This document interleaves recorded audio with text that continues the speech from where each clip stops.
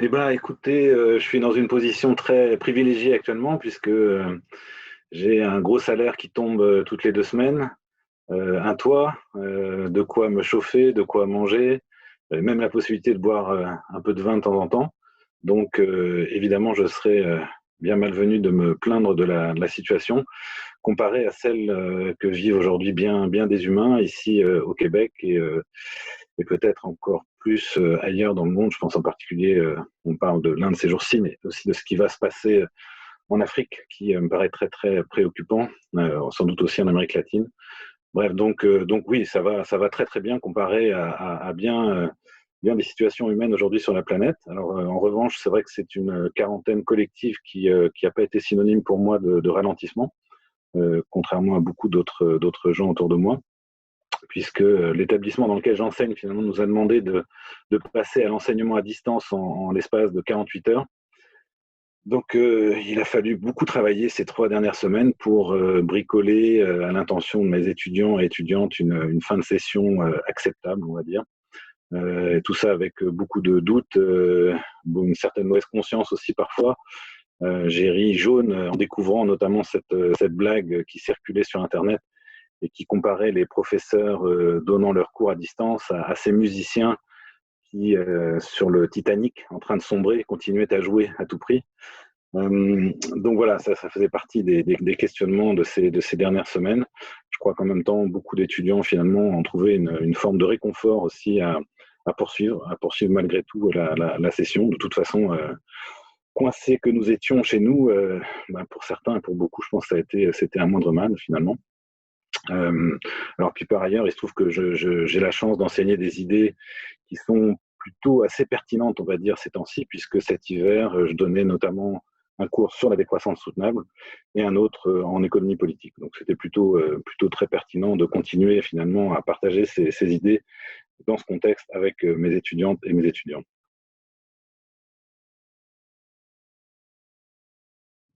Alors je dirais d'abord que c'est une crise qui est en fait très difficile à nommer et à définir, puisqu'on est face à un événement qui est complètement inouï, qui est sidérant, qui est unique. Enfin, ça n'a jamais été vécu par personne dans l'histoire de l'humanité. Donc, je pense que ça incite à la plus grande prudence par rapport à toute analyse et encore plus par rapport à toute projection concernant les conséquences éventuelles de cet événement. Hein. Donc je serai assez prudent et je suis pas complètement à l'aise de me prononcer, en tout cas certainement pas sur l'avenir. Ce qui me paraît certain, c'est que cette pandémie et la manière dont elle est gérée, cette pandémie va se traduire par une récession économique. Et peut-être, si ça dure, par une dépression, c'est-à-dire une diminution importante, durable, de la production de marchandises à l'échelle mondiale. Ça me paraît à peu près acquis, en tout cas pour la récession et peut-être pour la dépression. Or, pour se reproduire dans le temps, pour fonctionner, on va dire, de manière relativement harmonieuse, nos sociétés ont besoin de croissance économique. Et donc, il n'y a rien de pire qu'une récession ou une dépression dans une société de croissance. Donc, évidemment, je ne me réjouis pas du tout de la situation et je ne considère pas du tout qu'il s'agisse d'une décroissance. La décroissance, au contraire, peut être définie comme une rupture volontaire et contrôlée avec ce modèle de société de croissance, en fait. C'est un refus de ces sociétés de croissance dans le but d'établir démocratiquement des manières de vivre ensemble, en fait, libérées de cet impératif de croissance économique. Alors pour le dire encore autrement, la décroissance est un projet de sortie du capitalisme, hein, pour employer ce grand mot qui fait encore frémir certains et certaines. Donc un projet de sortie du capitalisme qui vise à bâtir des sociétés humaines soutenables sur le plan écologique, justes sur le plan social et réellement démocratiques sur le plan politique. Alors on n'en est pas là du tout, hein, si j'en crois ce que j'entends, ce que j'ai eu le temps de lire et d'écouter au cours des 3 dernières semaines, on n'est pas du tout dans cette direction actuellement, en tout cas si on se fie à nos dirigeants politiques et économiques. L'image qui me vient en fait à l'esprit, la métaphore que j'ai pour essayer d'interpréter ce qui se passe, c'est que face à la tempête de la pandémie, en fait, nos dirigeants ont décidé de réduire la voilure en fait, pour empêcher un naufrage total. Mais dès que le beau temps va revenir, s'il revient, ce qu'on peut quand même souhaiter et imaginer dans un délai pas trop long, euh, l'intention de ces dirigeants est évidemment de relancer le navire à toute vitesse, hein, à pleine vitesse. À pleine vitesse vers quoi? Vers ces écueils en fait que nous annonçons depuis des années dans le mouvement de la décroissance, en fait. Ces écueils, ils sont au moins au nombre de 3. Cette course à la croissance, elle est fondamentalement autodestructrice. Elle s'avère profondément injuste et elle s'avère également de plus en plus aliénante, en fait. Elle nous empêche, elle nous rend étrangers à nous-mêmes, finalement. Elle a quelque chose d'insensé. Elle nous détourne de ce que serait qu'une vie bonne. Donc, ou encore pour l'exprimer autrement, cette course à la croissance, là, vers laquelle, dans laquelle nos dirigeants s'apprêtent à nous relancer dès que possible, elle entre en contradiction, en fait, de plus en plus évidente avec nos idéaux de liberté et d'égalité, en plus de menacer finalement la possibilité même de continuer à vivre sur cette planète. Donc, je dirais déjà que décroissance choisie démocratiquement, c'est un pléonasme, puisque précisément il n'y aurait de décroissance que choisie, que volontaire et menée de façon démocratique. C'est bien ça le projet de départ. Alors à quoi ça pourrait ressembler? À mon avis, il s'agirait donc de mettre en œuvre essentiellement 3 principes fondamentaux, 3 idées qui seraient un peu les principes directeurs. La feuille de route minimale pour s'engager sur la voie d'une décroissance. Le premier principe, c'est produire moins de marchandises. Le deuxième principe, c'est partager plus. Et le troisième, ce serait donc décider ensemble. Je vais peut-être en dire quelques mots, expliquer ces principes. Donc le premier, donc produire moins, d'une façon ou d'une autre. Si nous voulons vraiment respecter les limites biophysiques planétaires, les limites des ressources disponibles, les limites aussi de la capacité du système terrestre à, par exemple, assimiler nos déchets, limites que nous sommes en train de toucher. Pour certaines d'entre elles, nous les avons dépassées. Le risque ultime de ces dépassements, c'est quoi? C'est finalement une forme d'effondrement de nos sociétés et au-delà de notre civilisation aujourd'hui mondialisée, qui serait évidemment un désastre pour les humains et les non-humains. Donc il s'agit finalement de freiner nos sociétés, de les arrêter avant de frapper ces limites et donc de connaître les catastrophes que ça pourrait générer, sachant qu'on est déjà dans la catastrophe. Simplement, cette catastrophe pourrait être encore accentuée, pourrait être encore aggravée si nous continuons dans cette direction. Donc, si on veut respecter ces limites biophysiques planétaires, je reviens donc à la définition de ce principe, il va falloir se résoudre en fait à produire moins de marchandises comme le fait aujourd'hui, et à fixer des limites à la quantité de matière et d'énergie que l'on peut transformer. Je dis bien transformer, puisque nous ne produisons rien quand il s'agit d'énergie ou de matière, on ne produit rien, on ne fait que transformer. Donc, une manière de souligner que on peut être aussi inventif qu'on veut, on ne produit pas de matière, on ne produit pas d'énergie, on ne fait que avec ce qui est disponible pour nous actuellement compte tenu de nos techniques. Donc, je reprends ma définition. Il va falloir se résoudre donc à produire moins qu'on ne fait aujourd'hui et à fixer des limites à la quantité de matière et d'énergie que l'on peut transformer, ainsi qu'à la quantité de déchets que l'on peut générer. Donc ça, c'est le premier impératif, fixer ces limites en termes de production. Ce qui nous éloigne en fait de toutes les propositions de croissance verte, de développement durable, qui parient sur la possibilité en fait de continuer à produire toujours plus, tout en respectant ces limites biophysiques planétaires. Or, tout ce que nous observons là depuis des décennies maintenant, et en fait depuis 2 siècles d'industrialisation, c'est que dès lors que la production augmente, la dégradation écologique, par ailleurs, s'aggrave. Donc, on est incapable en fait de dissocier les deux événements. Donc, si on veut prendre au sérieux la question des limites écologiques planétaires, il va falloir produire moins, fixer des limites à ce qu'on produit. J'en viens donc au deuxième principe. Si on fixe des limites à ce qu'on produit, donc on va aussi fixer des limites par conséquent à ce qui va être consommé. Si on fixe ces limites, donc dans un monde qui est déjà profondément inégalitaire, ce qui est le cas, peut-être un peu moins au Québec qu'ailleurs dans le monde, mais il reste que nous sommes au Québec aussi dans un monde qui est profondément inégalitaire. Donc si on fait cela, dans un monde où il y a de très fortes inégalités, où il y a un nombre considérable en fait d'êtres humains qui n'ont pas de quoi vivre dignement, c'est tout à fait indéfendable, à la fois moralement. Hein, moralement, on ne peut pas continuer dans cette direction-là, on ne peut pas décider de produire moins alors qu'il y a déjà des gens qui ont si peu et qui n'ont pas assez. Et puis c'est aussi suicidaire politiquement. Hein. Ça, le gouvernement d'Emmanuel Macron en France en a fait l'expérience avec le mouvement des Gilets jaunes, en fait, à qui il a imposé finalement une aggravation de leur situation matérielle, et ce qui a suscité leur réaction. La réaction qu'on sait, qui a été interrompue là par la force des choses, mais qui a duré plus d'1 an. Donc, si on fixe des limites à ce qui est produit et à ce qui est consommé, il va falloir, dans le même mouvement, et je dis bien dans le même mouvement, c'est indissociable, respecter un second impératif qui est celui de partager plus. Alors, ça veut dire quoi partager plus? C'est une thématique un peu chrétienne, c'est un terme un peu gentillé, mais les implications de cette idée-là sont assez redoutables. Ça suppose donc de partager nos moyens d'existence, nos moyens de production, auraient dit les marxistes.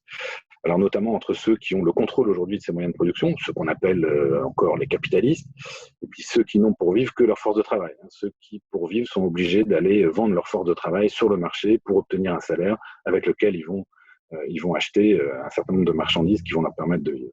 Donc c'est ce partage qu'il va falloir revoir, rééquilibrer, alors de façon, à mon avis, radicale, au bout du compte.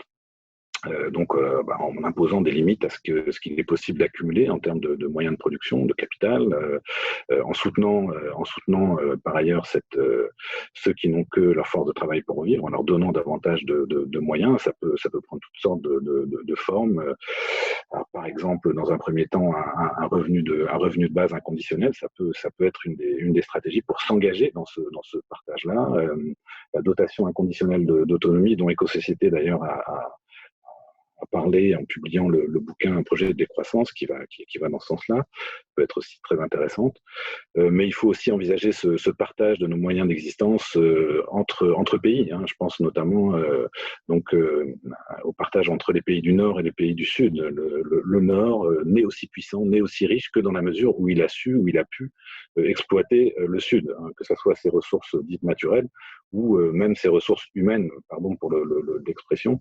Mais nous vivons aussi de l'importation d'un certain nombre d'humains qui sont des ressources importantes pour ces pays-là, qui se retrouvent fragilisés du fait de cette émigration vers le Nord. Donc partager entre le Nord et le Sud, partager aussi entre les tâches de production et les tâches de reproduction. Donc la production de marchandises qui est très valorisée dans nos sociétés, qui donne lieu à rémunération, et les tâches de reproduction, c'est-à-dire tout ce qui relève du soin, par exemple du soin aux malades, du soin aux enfants, ce que certaines féministes appellent le care. Toutes ces tâches qui sont soit finalement non rémunérées, non payées, invisibilisées, occultées, ou alors qui sont très mal payées. Bon, et alors là c'est vrai que la crise actuelle remet de l'avant finalement la centralité de ces tâches de reproduction. On montre bien que une société, ça tient d'abord sur de la reproduction, ça tient d'abord sur du soin, hein, sur de l'aide, sur de la réciprocité. Et que sinon rien n'est possible. Donc là, c'est une occasion, évidemment, de remettre de l'avant un autre partage entre ces tâches. Alors, ça veut dire que, notamment, il faudrait que ces tâches de reproduction qui sont surtout confiées aux femmes, encore aujourd'hui, imposées aux femmes, elles soient aussi prises en charge, notamment par les hommes. Et puis, je parlerai d'un dernier partage aussi autour de ce deuxième principe, c'est un partage entre les humains et les autres êtres vivants. Comment penser aussi à un autre partage? Pour l'instant, les humains prennent toute la place, au détriment de tous les autres êtres vivants, et notamment des êtres sensibles. Donc, comment penser faire une place à ces autres êtres vivants? Là aussi, ça suppose pas mal de remise en question. Alors, j'en viens au troisième principe. S'il s'agit de fixer des limites donc à ce qui est produit, d'une part, et d'autre part, de partager nos moyens de vivre, il est absolument primordial que nous puissions en décider ensemble, au regard de l'idéal de liberté qui est censé être le nôtre, hein, et qui s'incarne notamment dans le principe démocratique. Donc, il faut se fixer un troisième impératif qui est de décider vraiment de nos manières de vivre ensemble. C'est là aussi indissociable des deux premiers. Concrètement, ça suppose quoi? Ça suppose donc une démocratisation radicale de nos institutions politiques. Donc, alors ça suppose là aussi d'aller vers beaucoup plus de décentralisation. Ça suppose de remettre de l'avant des principes de démocratie directe. Très concrètement, à mon avis, le plus intéressant aujourd'hui, c'est tout ce qui tend vers la municipalisation finalement de la décision politique, et ensuite dans un cadre fédéral. Donc ça, ce serait sur le plan des institutions politiques. Décider vraiment de nos manières de vivre ensemble, ça suppose aussi de se débrancher en fait des vastes systèmes économiques, techniques, qui sont aujourd'hui mondialisés, dont nos vies dépendent, et sur lesquels en fait nous n'exerçons aucun contrôle. Alors que, y compris d'ailleurs nos dirigeants politiques finalement n'ont qu'un contrôle partiel sur ces grands systèmes mondialisés, qui nous impose en fait un tas de contraintes très lourdes, individuellement, collectivement, tout en nous fragilisant, comme le montre là aussi cette pandémie. On voit bien à quel point ces vastes systèmes extrêmement puissants par ailleurs nous rendent très fragiles quand ils doivent s'arrêter, comme c'est le cas en ce moment. Donc il faut, pour le dire positivement, il faut reconquérir notre autonomie, c'est-à-dire la possibilité de décider ensemble de nos manières de vivre. Bon.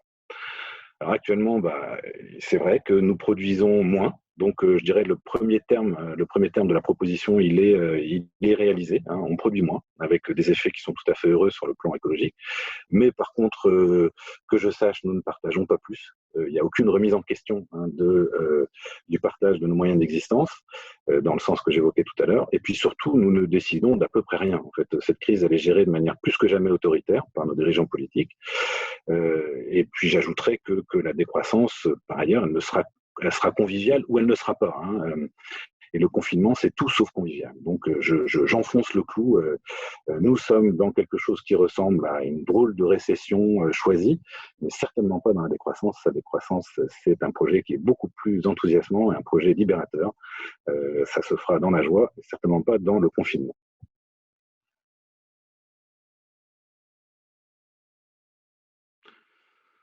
Alors, comme je le disais tout à l'heure, je pense que je serai très très prudent sur ce qui peut advenir, hein, de cet événement incroyable. Donc, je ne sais pas ce que cette pandémie va pouvoir favoriser. J'aurais plutôt tendance à craindre le pire que le meilleur. Et je dirais qu'en tant allez, je vais employer un grand mot, en tant qu'intellectuel, notre devoir est d'abord d'un devoir de vigilance par rapport à ce qui est en train de se passer actuellement. Au nom d'ailleurs des valeurs sur lesquelles je me suis appuyé là dans ce que j'ai dit précédemment. Maintenant, c'est vrai qu'on peut imaginer que cette pandémie ouvre des brèches, en fait, des fissures dans lesquelles on pourrait, ou ceux qui le souhaitent pourraient s'engouffrer pour tendre vers ces mondes post-croissance, hein, que j'appelle de mes voeux. Et à mon avis, dans cette perspective, on peut au moins indiquer à quoi ça ressemblerait une mise en pratique de ces trois principes que j'ai proposés précédemment. Il me semble que concrètement, la mise en œuvre de ces principes impliquerait d'abord de relocaliser, hein, toutes nos activités de production et de reproduction. Hein. Tout ce qu'il nous faut pour vivre devrait être relocalisé dans un objectif qui est celui de l'autosubsistance et de l'autonomie. Alors ça passe par la mise en place de circuits courts, des rapports de réciprocité entre producteurs et consommateurs. Un des grands mots d'ordre, là, ce serait vraiment le refus de la mondialisation ou la démondialisation. Alors là, c'est vrai que le Premier ministre du Québec a évoqué cette démondialisation, donc là, il y a peut-être une brèche à saisir. Deuxième implication de la mise en œuvre de ces trois grands principes, prendre appui par ailleurs sur d'autres techniques aussi, sur ce qu'on appelle de plus en plus souvent des low-tech par opposition aux high-tech, c'est-à-dire des techniques de production qui sont beaucoup plus simples, qui sont contrôlables par leurs utilisateurs, qui sont adaptés aussi aux ressources disponibles localement et qui reposent sur des infrastructures plus légères, notamment sur le plan énergétique. Donc là, il y aurait une espèce de deuxième refus, qui serait le refus des technosciences, en fait, hein, en faveur de techniques qu'on peut appeler des techniques appropriées, des techniques conviviales.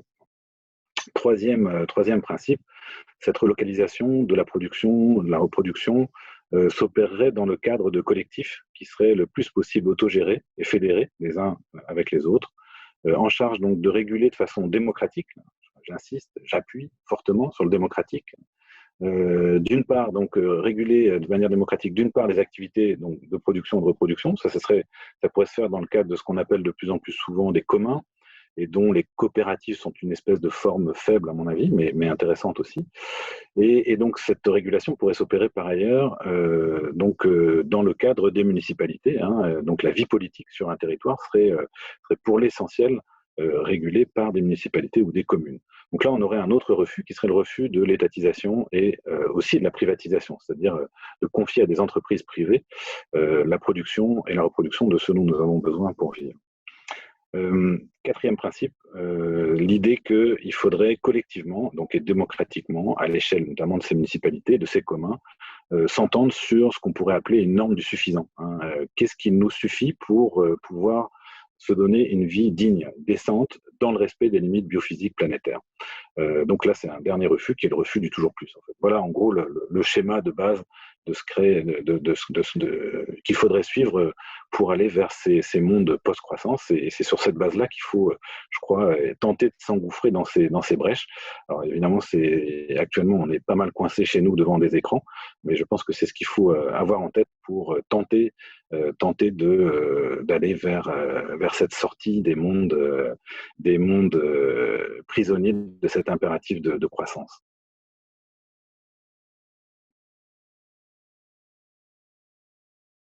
Fondamentalement, donc, un commun, c'est un collectif d'êtres humains qui se constitue pour satisfaire un ou plusieurs besoins. Donc dans une perspective qui est plutôt celle d'une autosubsistance, partielle ou totale, qui fonctionne de façon démocratique, de façon coopérative essentiellement, et qui partage en fait ses moyens d'existence, ses moyens de production. D'où l'idée de commun, de communalisation, de mise en commun. Et puis bon, c'est une institution qui a rien de nouveau, qui a rien de très original, qui aujourd'hui finalement fait un retour un peu en force dans notre monde sous la forme de jardins collectifs, de cuisine collective. Wikipédia est un commun numérique qu'on utilise pratiquement tous. À Montréal, mon commun préféré reste le bâtiment 7 à Pointe-Saint-Charles, qui s'inscrit bien dans la perspective que j'ai donnée. Donc voilà, là, je pense qu'il y a une institution qui est très originale, qui nous sort à la fois qui nous sort de cette alternative État ou entreprise privée dans laquelle on est pris depuis 2 siècles maintenant. Et puis une institution qui est finalement très récurrente dans l'histoire de l'humanité. Donc c'est pas quelque chose de neuf quand on s'intéresse à la manière dont les humains ont vécu, ont subvenu à leurs besoins. Le commun est une forme très fréquente, peut-être même à l'échelle de l'histoire de l'humanité, c'est peut-être même la plus fréquente. Bon, pour une part, les communautés de chasseurs-cueilleurs qui ont survécu même jusqu'à aujourd'hui sont des communautés qui fonctionnent pas mal sur les principes du commun, au moins en partie. Ce qu'on peut constater par ailleurs, qui est très intéressant dans le contexte actuel, c'est que les communs ont tendance à fleurir dans les situations de crise, en fait. Donc les communs médiévaux en Occident se sont développés notamment à la faveur de l'effondrement de l'Empire romain d'Occident. Donc on peut penser que là aussi, les circonstances actuelles, surtout s'il y a aggravation de la crise et si elle se poursuit, on peut penser que une des façons d'y réagir, ça va être effectivement une floraison de communs. Donc voilà, pas de raison de penser qu'il y a tout à réinventer, mais plutôt redécouvrir ce genre de principe et le soutenir. Donc, pour préparer les semaines, les mois à venir, faire pression sur le plan politique pour que, notamment, on soutienne ce genre d'initiative de plus en plus et qu'on soutienne de moins en moins, par contre, ces espèces de machines à détruire le monde que sont les entreprises capitalistes.